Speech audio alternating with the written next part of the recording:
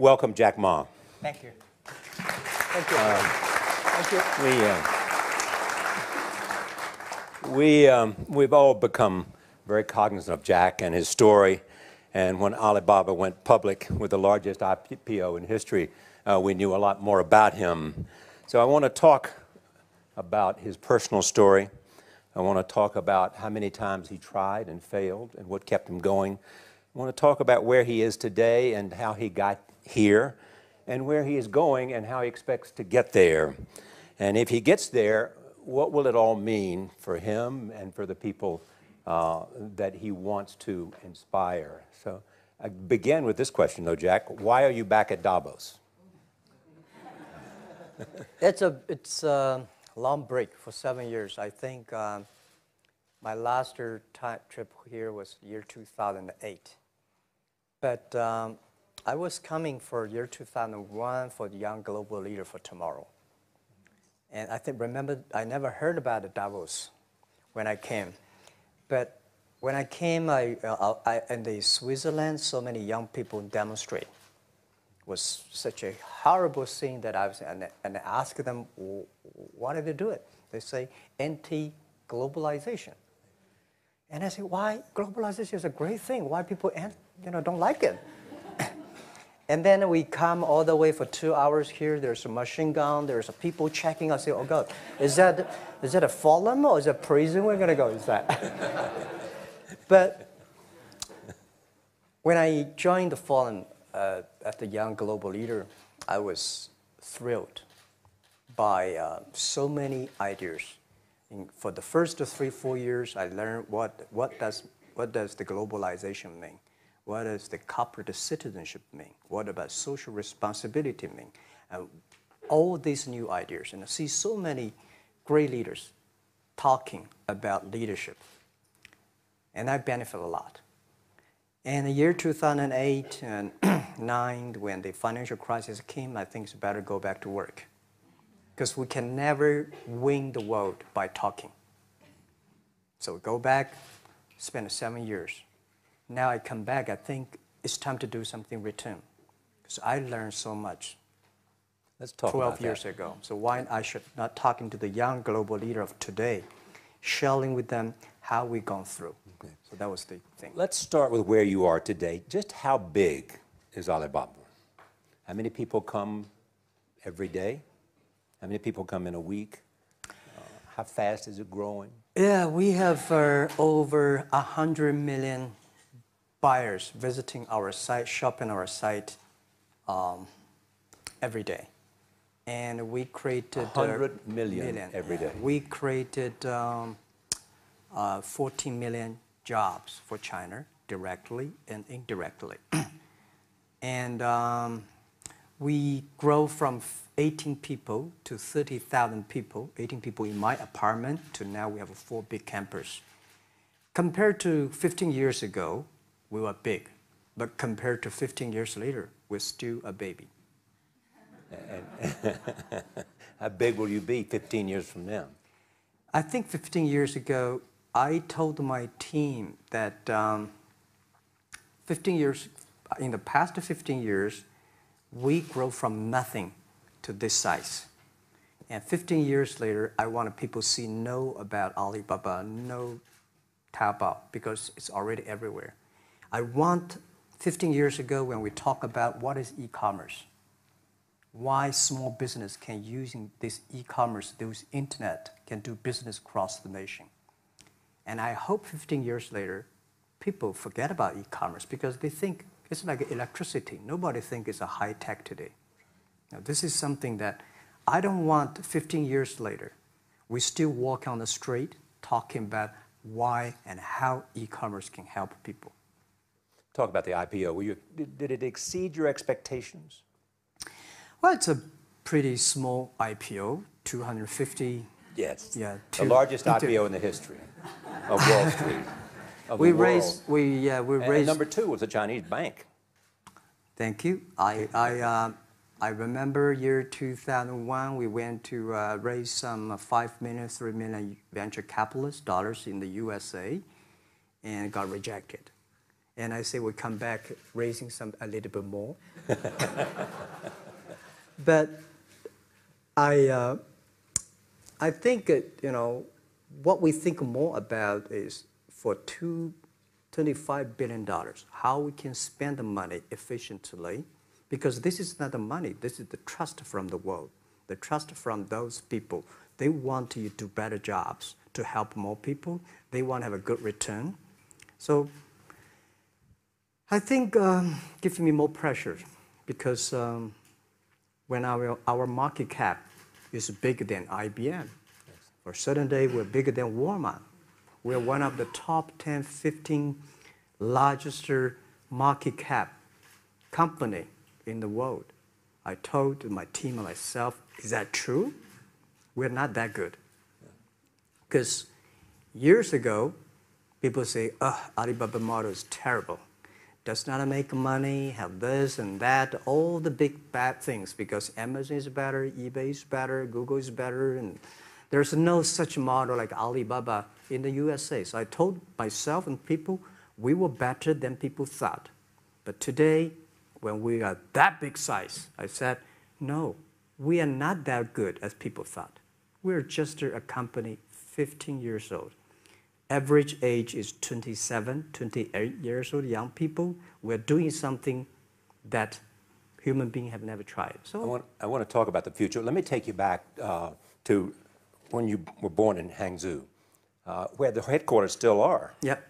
And your campus is there. You don't have a loot, don't move your loot. Your headquarters your there. Yeah, you found it there, loot there. You grew up in the 60s. 64.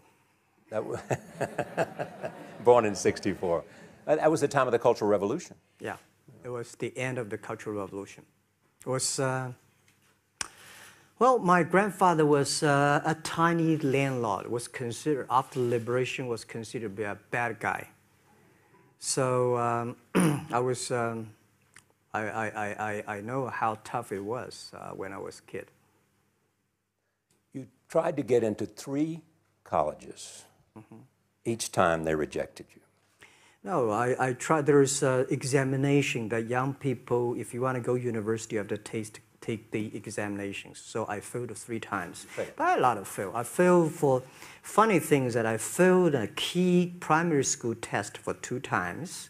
And I failed 3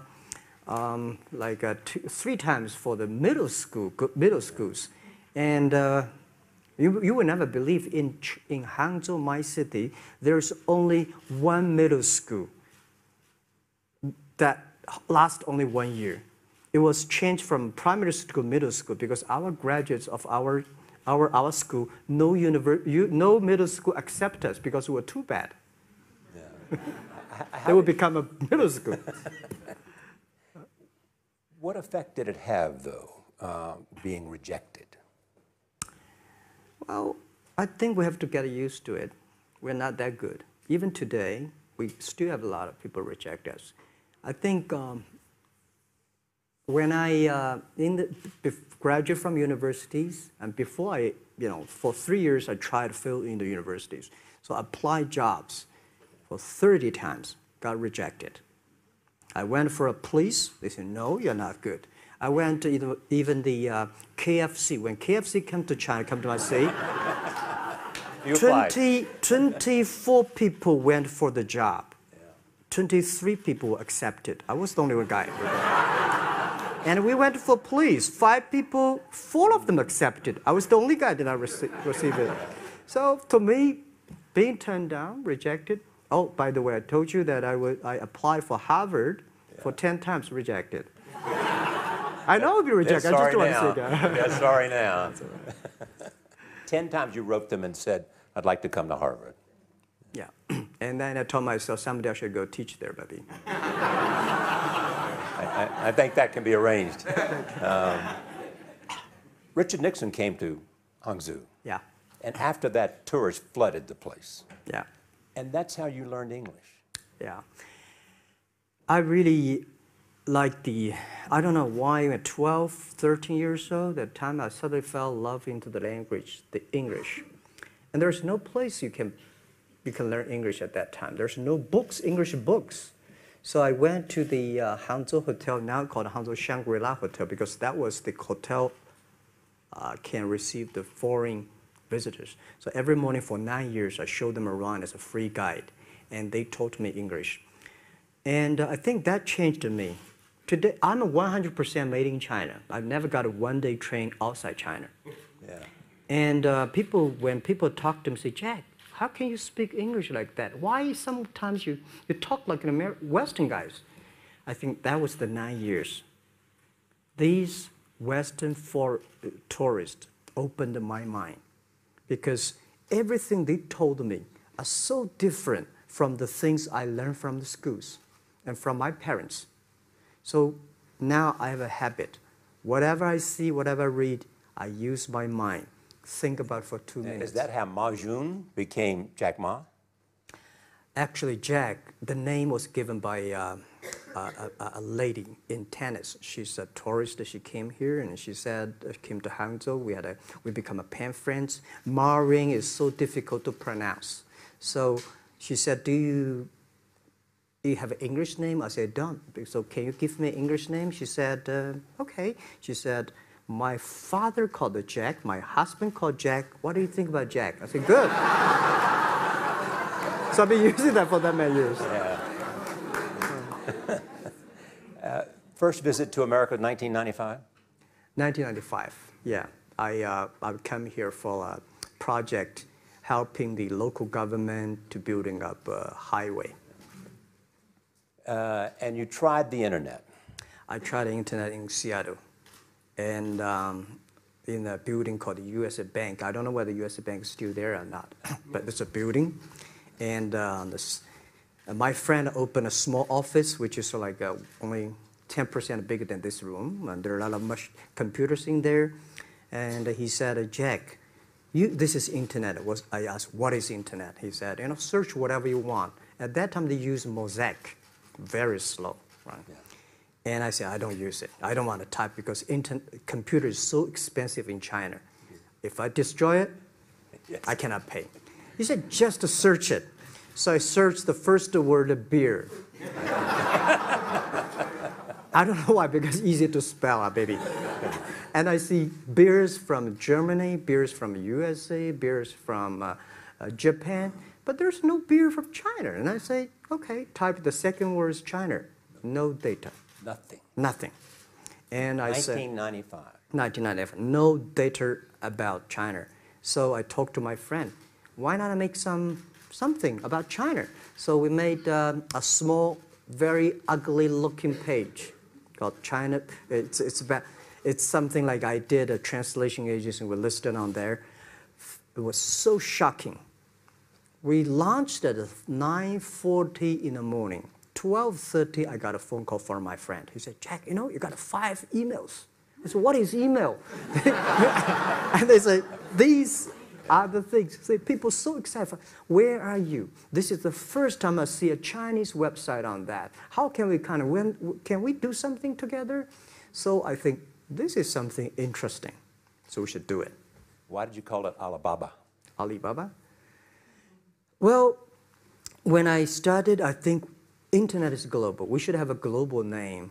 And a name that, interesting, like at that time, the best name is Yahoo. Right? So I've been thinking for many days, suddenly think Alibaba is a good name. So I happened to be in San Francisco that day. And I did have a lunch, and the waitress came. I asked her, do you know about Alibaba? She said, yes. I said, what is Alibaba? She said, Open Sesame. Good. So I went on the street, asked about 10, 20 people. They all know about Alibaba, 40 Thieves, and Open Sesame. And I think this is a good name. And start with A. Whatever you talk about, Alibaba is always top. You have said before that in creating Alibaba, you had to create trust. Yeah. Because people in China were used to face-to-face. Yeah. How did you create trust? I think because we started out doing business on internet. I don't know you, you don't know me. So how can you do things online unless you have trust? So for e-commerce, the most important thing was trust. I think when I first went to USA for raising money, talk to the venture capitalists, a lot of people say, oh, Jack, no. China doing business by the guanxi. How can you do business on the internet? And I know that without the trust system, the credit system, it's impossible to do business. So in the past 14 years, everything we do is trying to build up the trust system, the record system. Well, Charlie, you know, I'm so proud today when I talk to the young. Today in China and in the world, people don't trust each other. The government and people and media and everybody think, this guy's cheating. But because of e-commerce, we finish 60 million transactions every day. People don't know each other. I don't know you, I send products to you. You don't know me, you wire the money to me. And I don't know you, I give a person a package, I don't know him. He took something to cross the ocean, cross the river, and send. This is the trust. We have at least 60 million trust happening every day. But you created it by creating an escrow account in the beginning. Yep. You know, and so you keep the money until they got the product. Yeah. And then you release the money. That's true. I mean, the escrow service is about Alipay. When I had, you know, this idea, I would love Davos, because it was a big decision. Because for first 3 years, Alibaba is just like e-marketplaces for information. What do you have? What I have? We talk a lot of time, but don't do any business because there is no payment. I talk to the banks. No banks want to do it. Banks say, no, this thing never work. So I don't know what to do. Because if I start to launch a payment system, it's against the financial legal laws. Because you have to have a license. But if I don't do it, e-commerce will go nowhere. So then I went to Davos. I listened to a leadership discussion. Leadership is about responsibility. And after I listened to that panel, I give a call to my friends, my colleagues in my apartment, say, do it now, immediately. If something wrong, the government not happy about that, if one body has to go to the prison, Jack might go to the prison. Because it is so important for China, for the world, to build up the trust system. And if you did not do it, I said, and do not do it properly, stealing money, money wash, no trust record, I send you to the prison. That was the thing. And people don't like it. So many people I talked to at that time for Alipay, they say, this is the stupidest idea you have ever got. But I say, I don't wear the stupid clever as long as people use it. Now we have 800 million people using this Alipay. Stupid things, if you do it, is better. Alipay is a privately held thing. It's not part of Alibaba. No, it's a private. Let me talk about money for a second. Yeah. You have never gotten money from the Chinese government? No. None. None. I want it at the beginning, and later I don't want it, because I think if the company always think about picking money from out of the government pockets, that company is rubbish. Think about how can you make money from the customers and market and then help customers succeed. That's our philosophy. No money from Chinese banks? No. No. At that time I want, and now they want to give me, I don't want it. Yeah. All right. Your relationship with the government. Mm-hmm. Yeah. What's your relationship? I mean, if they didn't, here's what some say, that you have existed in an environment that's not, they have restricted competition for you. And that's a pretty good thing to do for a private company. Yeah.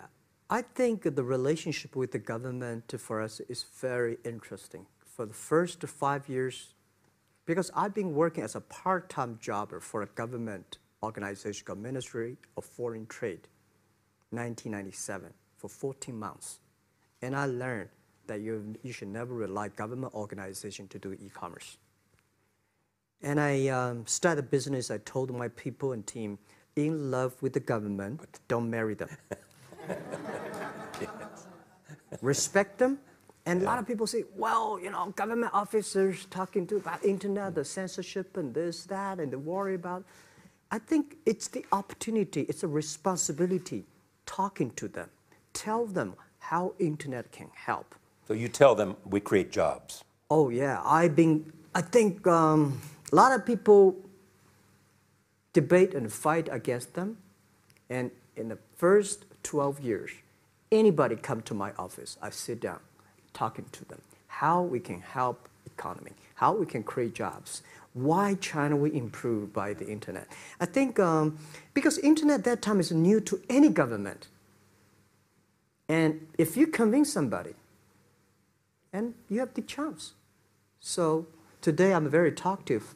That probably this is why I talk to so many people. So, I mean, if the government comes to you and asks you to do something for them. Normally, when government comes say, Jack, can you do this project? I say no. I say no. I can introduce some friends who are interested in doing that for you. But if they continue to want me to do it, I say, okay, I do it, but I don't charge. I hope next time don't come to me again. But recently, we help some government organizations do it. For example, every Spring Festival, the train ticket is so difficult. Hundreds and thousands of farmers work in the cities. In the Spring Festival, they go to the hometown. But when they order tickets on the other way, the whole system crashed for 5 years. So I told my young people, go support them. Don't charge anything. Because I don't want to see millions of farmers go back to city and they cannot buy the tickets. So it's something that it's not for money. It's something it's not for the government. It's for the millions of people. They can buy tickets in the snowy night and they don't have to wait. They just use mobile phone, online, they get ticket. One way stop along the route to where you are in that big IPO was Yahoo. Jerry Yang gave you invested $1 billion. Yeah. $1 billion. Yeah. It turned out to be a pretty good investment for Yahoo. Yeah. But one time after another, you raised this money on your own outside of China with investors. Yeah, I'm very thankful for all the investors because 1999, year 2000, and even at the Yahoo time, a lot of people say this Jack is crazy. He's doing something that we don't understand. A lot of venture capitalists give you money because there is such a American model already there. But they say, Alibaba, we don't see this kind of model, right? They say Jack's crazy. Yeah, this is crazy guy. I mean, I remember my first time in Time magazine, they call me Crazy Jack. And I think crazy is good. We are crazy, but we're not stupid. We know what we are doing, but if everybody agree with me, if everybody believe our idea is good, we have no chance. So that's the money we raised. We're very thankful. So when our investors make a lot of money, I feel proud and honored. As you know, in the United States, issues have risen about privacy. Yeah. Google and Apple, and questions of whether the government should have access to files. How do you handle that if the Chinese government says you know a lot about people? You have transactional relationships with lots of people. And they say, we want to see your files. Well, so far, I don't have this kind of problems from the Chinese government. And I told them, any government, if you come here for the national security, anti-terrorist, well, anywhere, anti-terrorist, we work together. It's a criminal, we work. But rest of that, no. I said, we are a business. The data is so precious because we don't know how. Because if we give to anybody, it's going to be a disaster. And also about privacy issues. I think, just like hundreds of years ago, people say, I would rather put money under my pillow rather than put in the banks. But today, banks, they're special. They know how to protect money much better than you do.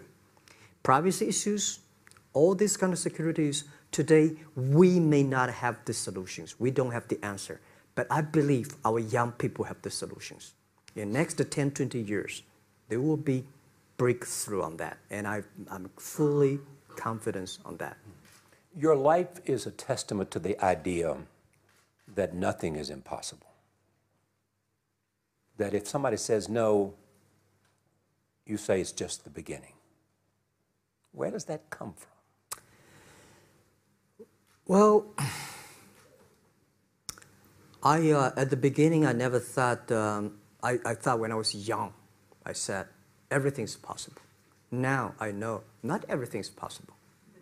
When you have something, you have to think about, you have to consider about the others. You have to consider about the customer, society, your employees, your shareholders, society. There are so many things that I think if you continue to work hard, there's possibility. And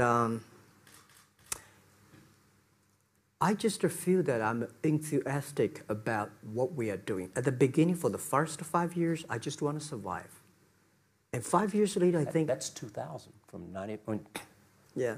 But later, I think, wow, so many people's life changed. I was so excited, you know, for the first 3 years, we made zero revenue. Zero revenue. But we are so excited to continue to work. You know what happened? I remember many times when I go to a restaurant and have dinner, somebody came, when I was trying to pay the bill, the owner of the restaurant came to say, "Sir, your bill is paid by someone." And the small note say, "Hey, Mr. Ma, I'm your customer of Alibaba Group, Alibaba platform. I made a lot of money, and I know you don't make any money. I pay the bill for you." Yeah. And I remember one day that I was sitting somewhere in the coffee, somebody sending me a cigar. I don't smoke cigar, but there's a note that, "Thank you very much, I'm your customer." And I remember in the Taobao days, I was at the Shangri-La Hotel in Beijing. When I get on the taxi, the man who opened the door for me, the boy at the gate, he said, "Jack, thank you very much. I'm service here. My girlfriend makes more money than I do on your site." And this is something that you know, that it's not a mission. If you don't do it, nothing's possible. If you try to do it, at least you have the hope. The revenue comes from advertising and a smaller amount from transactional fees. Yeah. Most of it from advertising. Tiny. Tiny from advertising? Tiny from advertising, tiny from transactions, because we need big mass. Now we have more than 10 million small business power sellers selling our site to everywhere. So the transactions we have is second after Walmart. So tiny. Second after Walmart. Yeah, tiny of the of the money already make us big. So, you know, second after Walmart. I remember one of the senior management of Walmart guys came to Hangzhou 5 years ago. He said, "Jack, you know, you did a great job," and blah, blah, blah. So I said, maybe in 10 years we'll be bigger than Walmart. He said, "Young man, you have a good hope." So we said, make a bet. I think in 10 years we'll be bigger than Walmart on the sales. Because if you want to have 10,000 new customers, you have to build a new warehouse and this, that. For me, 2 servers. What's your market cap versus Walmart today? I don't know, but I don't maybe either. It's close. I think so. Maybe we should check later. All right. Yeah. So where are you going? What does Jack want?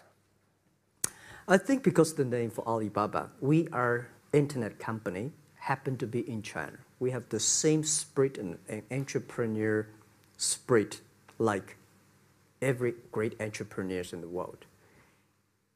And I remember the day when I started Alibaba, we want to have a mission helping small business doing easier. So next step is today, so many millions of small business using our platform to sell things, and over 300 million consumers buy things from our site. Cheapest, efficient. So what I'm thinking about, how we can make Alibaba a platform for global small business. My vision is that if we can help a Norway small business can sell things to Argentina, and Argentina consumers can buy things online from Switzerland. And we can build up, which I called, I don't know, maybe not right word, called EWTO. The WTO is great past the century, but WTO helps so many big companies to to sell things across the nation. Today, internet can help small business sell things across the oceans, across the nations.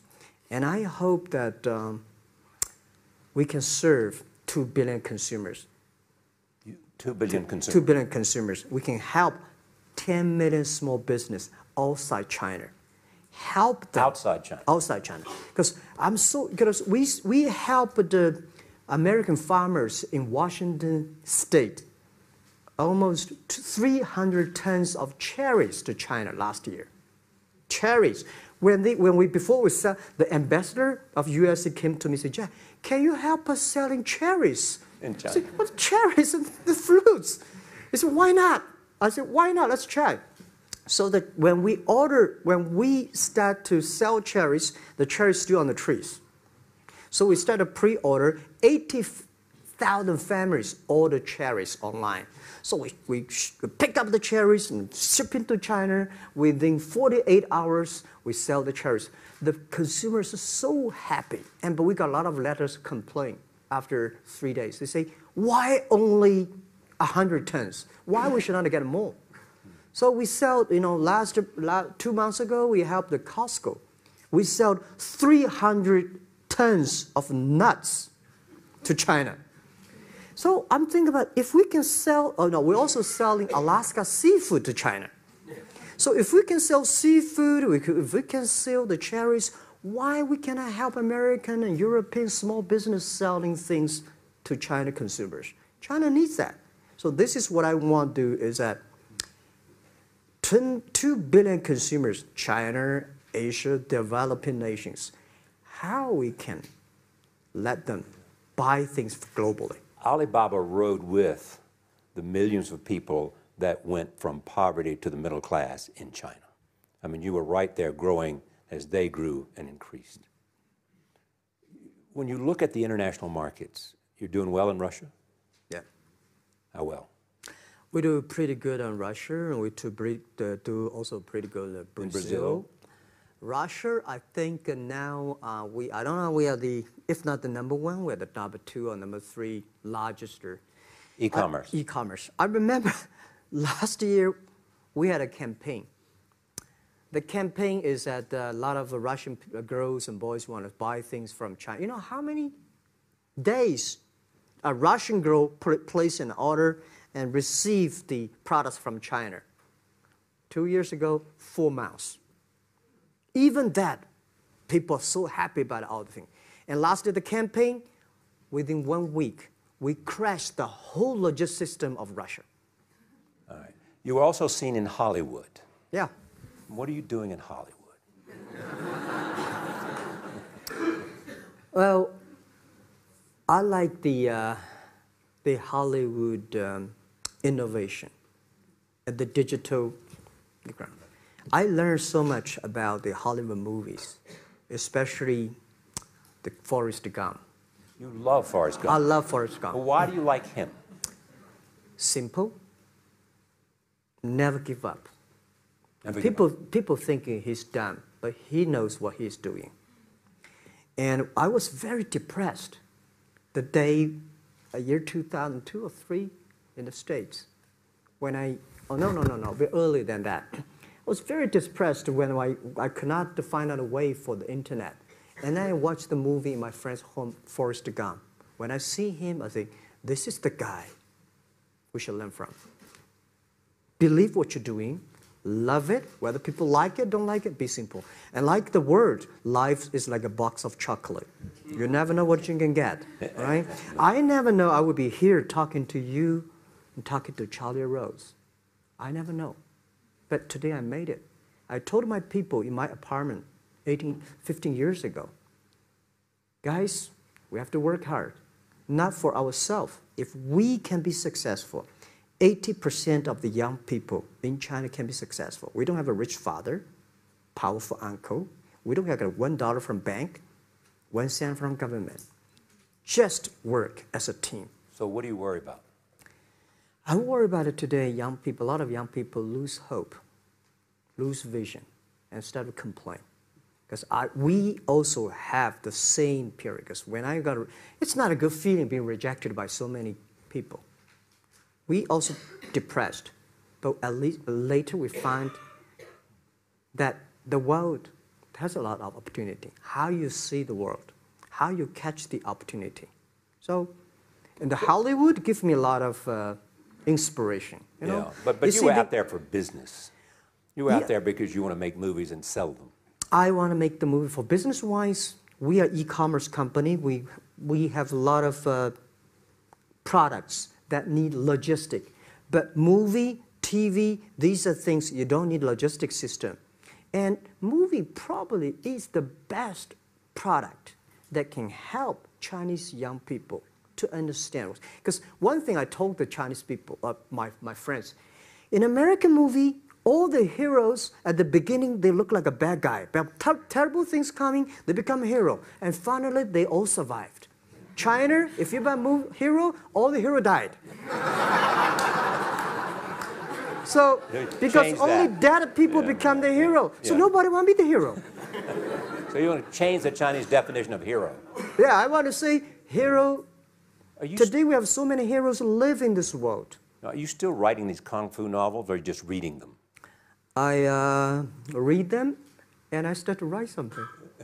I think it's fun. The kung fu is something you start to think about something that you cannot do. But if you have some luck, if you continue to practice, if you got a good master, if you're a good team, you get expert. So at least to make me, when I'm busy, when I'm tired or frustrated, I read kung fu books. And You also travel with a Tai Chi. Am I saying that right? A trainer. Tai Chi? Tai Chi. Tai Chi. Tai Chi, yeah.